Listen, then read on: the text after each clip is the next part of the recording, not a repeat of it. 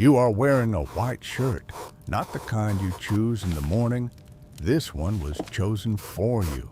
It is the shirt of penitence, the uniform of a man who has been called before the most powerful religious court in the world and told to kneel. The room is large.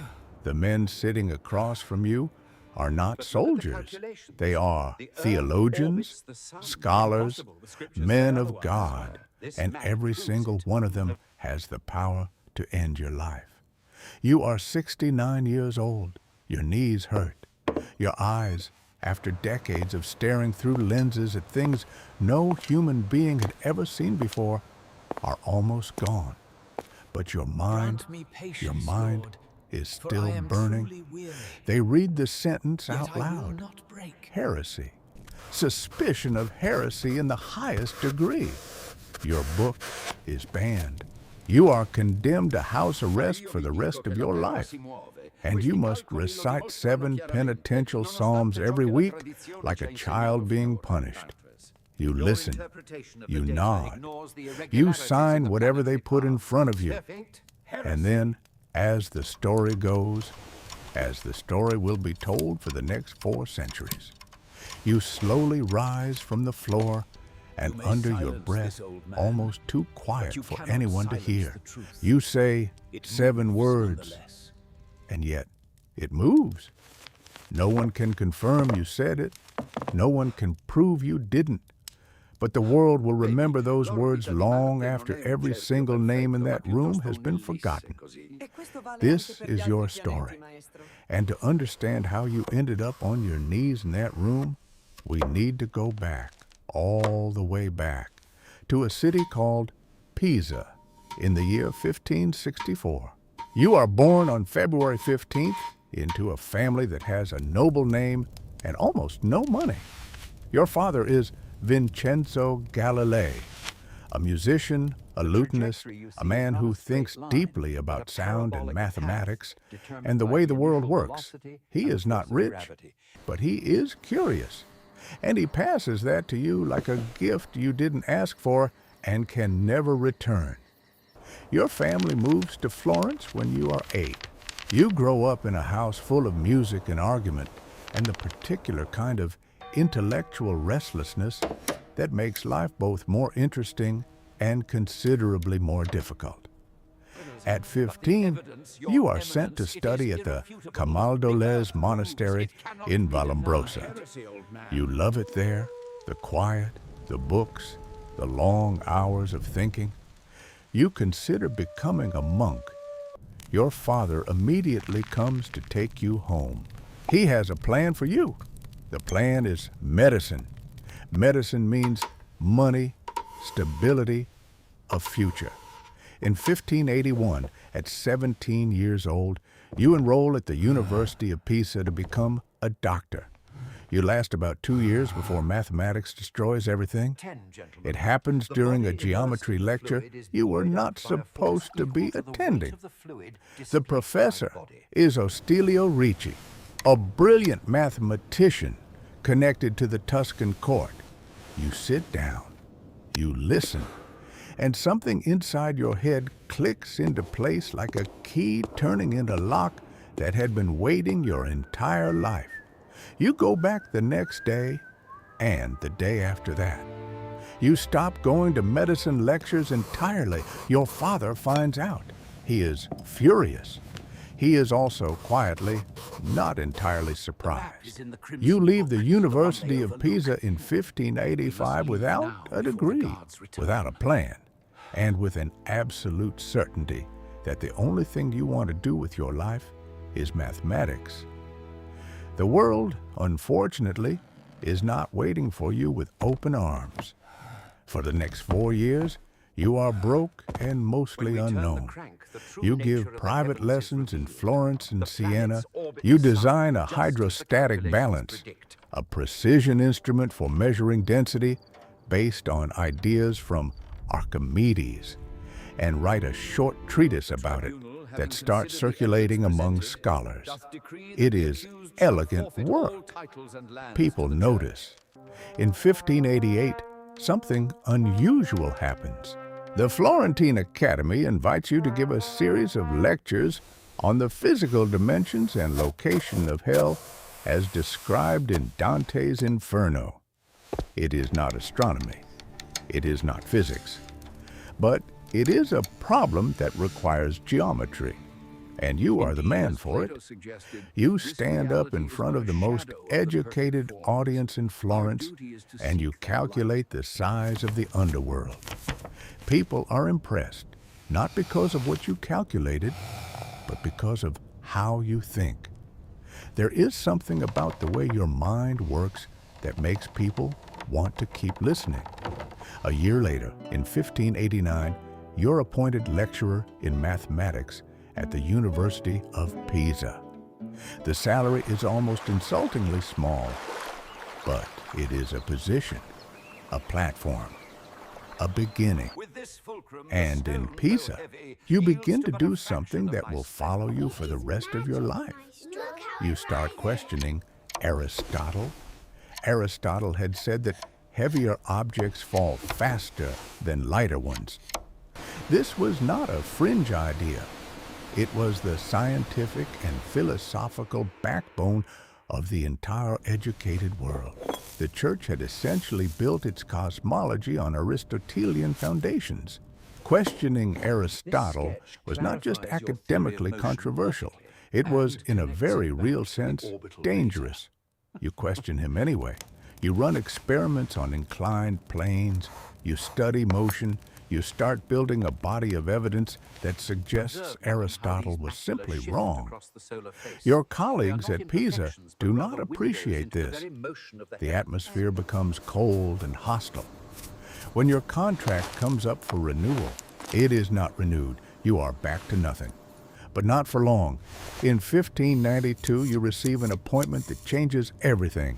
A professorship at the University of Padua in the Venetian Republic. The salary is 3 times what you made in Pisa. The city is cosmopolitan, free-thinking, and very deliberately outside the direct political reach of Rome. You will later say that your 18 years in Padua were the happiest of your life, and for a long time, they are. You are a spectacular teacher. Students travel from Germany, France, Poland, and England specifically to attend your lectures. You are funny. You are clear. You explain difficult ideas in language that non-experts can follow, which is rarer than it sounds. Your classes overflow. You supplement your income by building and selling a calculating instrument of your own design, a military compass that can solve artillery problems, compute interest, and perform geometric calculations. You manufacture them in a workshop in your house. You also take in paying students who live with you. You're always working. You're almost always short on money. In 1600, you meet Marina Gamba. She is Venetian, intelligent, and she will never be your wife. The two of you have 3 children together, daughters Virginia and Livia, and a son, Vincenzo. You love them, but your situation is complicated. The girls born outside of marriage carry a social stigma that limits their futures. You eventually make the painful decision to send them to the convent of San Matteo in Arcetri, where they will become nuns. Virginia takes the name Sister Maria Celeste. She is 13 years old. You will write to her for the rest of her life, and she will write back. But that comes later. Right now, you are in Padua, and in private, only in private, you have started to believe something that you are not yet ready to say out loud. You believe Copernicus was right. The Earth moves. The sun is at the center. And you have believed this for years without being able to prove it. That is about to change. In the summer of 1609, a piece of news reaches you from the Netherlands. A Dutch eyeglass maker has built an instrument, a tube with lenses, that makes distant objects appear much closer. It is being used by sailors. Merchants are interested. Someone has already tried to sell one to the Venetian Senate. You have never seen this device, but you understand optics well enough that within 24 hours of hearing the description, you have figured out how it works. Within days, you have built your own version. Within weeks, yours is significantly better than the Dutch original. You demonstrate it to the Venetian Senate from the top of the Campanile in Venice. The senators look through the tube and see ships in the harbor 2 hours before those ships would be visible to the naked eye. The military value is obvious. The Senate doubles your salary and gives you a lifetime contract at Padua. But you are not thinking about ships. In the autumn of 1609, you do something that no one had done before. You point the telescope at the sky.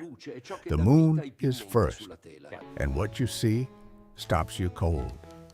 The moon is not a perfect, smooth sphere as Aristotle and the Church had taught. It has mountains, it has craters, it has valleys and shadows, and a surface that looks in a way that you find both thrilling and deeply strange, like the surface of the earth. The universe, in other words, is not perfect. It is physical. It is rough and real and measurable.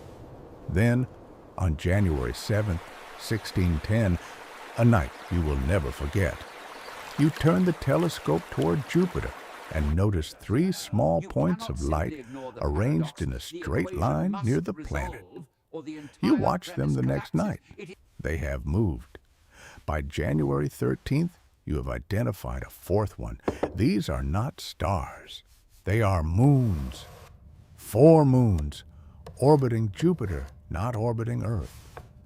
If objects in the sky could orbit something other than the Earth, then the Earth was not the center of everything. This was not philosophy.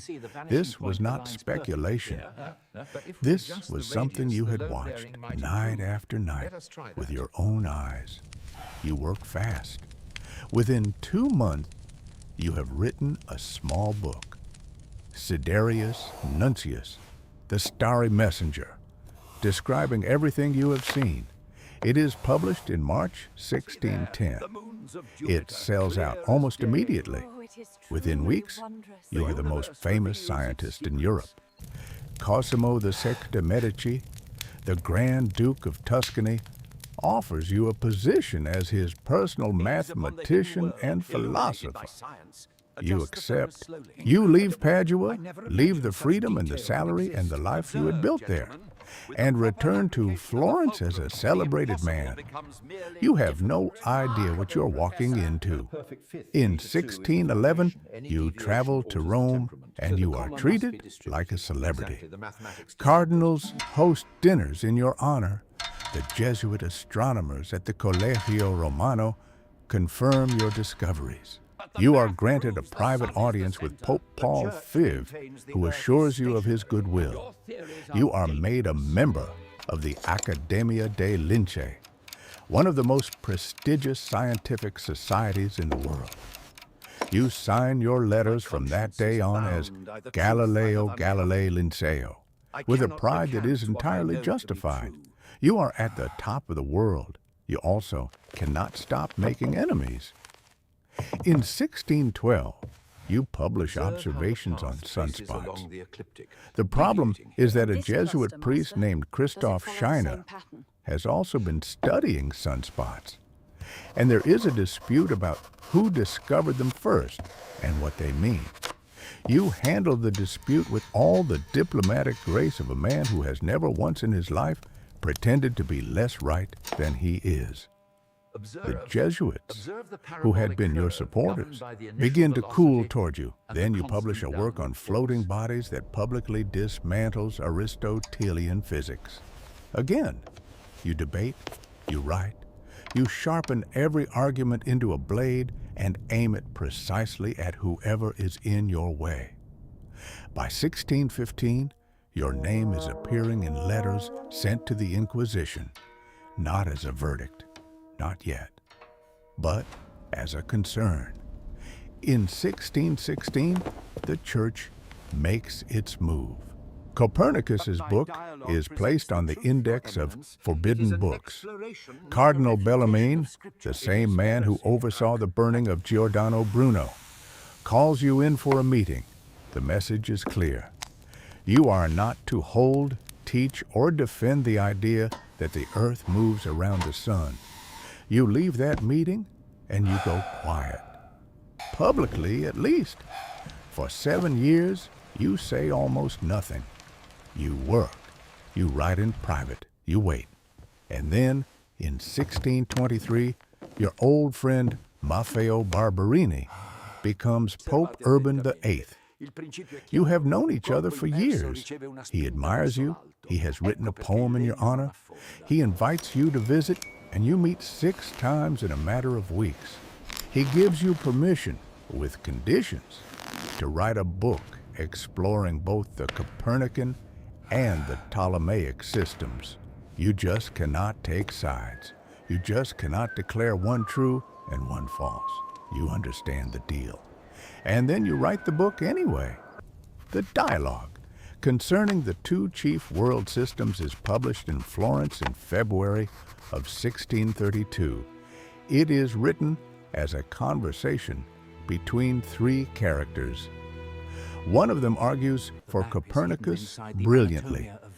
One of them argues for the old Aristotelian system. And that second one, the one defending the position of the Church, the position of Pope Urban VIII himself, you name Simplicio. Simplicio, the simpleton. Whether this was intentional or not, historians still argue. But the Pope does not argue. The Pope is furious in a way that is personal, not just political. In July, before the book has even fully circulated, Rome issues an order stopping its distribution and recalling every copy it can find. In October, the Inquisitor of Florence arrives at your door with a summons. You are ordered to come to Rome and present yourself to the Holy Office. You write letters. You plead illness, which is genuine. You ask for the trial to be held in Florence. The request is denied. The Pope insists that you make the journey personally, in winter, ill, 200 miles. On February 13, 1633, after a 23-day journey, you arrive in Rome. You are 68 years old, and you already know somewhere deep in your chest that this is not going to end well. The trial formally begins in April. You negotiate. You are not a stupid man. You understand that the Inquisition does not lose. You understand that the question is not whether you will be punished, but how much. You agree to testify that you went too far, that the dialogue was more one-sided than you intended, that you could add passages bringing it back to balance. It is not enough. On June 22, 1633, you are brought to the large hall of the Inquisition building. You are dressed in the white shirt of penitence. You kneel. The sentence is read. We pronounce, judge, and declare that you, Galileo, have rendered yourself vehemently suspected of heresy. That is, of having believed and held the doctrine that the sun is the center of the world and does not move, and that the earth moves and is not the center of the world. Your book is banned. You are sentenced to house arrest for the rest of your life. You are ordered to recite 7 penitential psalms once a week.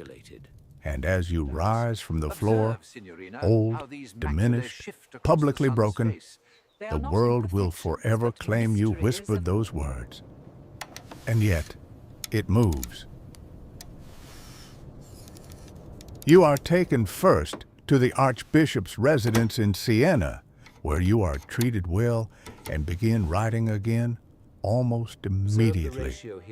A few months later, you are permitted to move to your own villa in Arcetri, near Florence, near the convent where your daughter lives. Maria Celeste is waiting for you. She has been your closest confidant through all of this, writing to you constantly, sending medicines she made herself, taking on the psalm recitations that are part of your penance because she wants to carry some of the weight. She has described you in her letters as the most important person in her life. She dies on April the 2nd, 1634. Dysentery.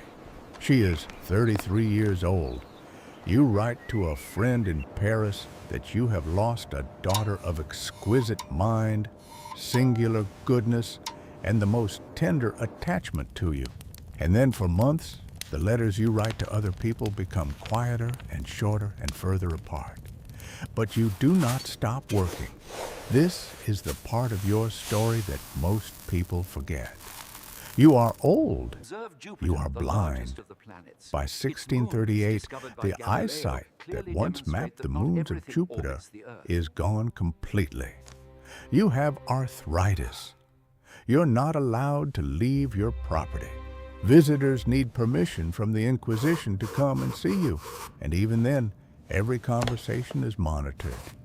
And inside that house, in those conditions, you write the most important scientific work of your life. Discourses and mathematical demonstrations relating to two new sciences.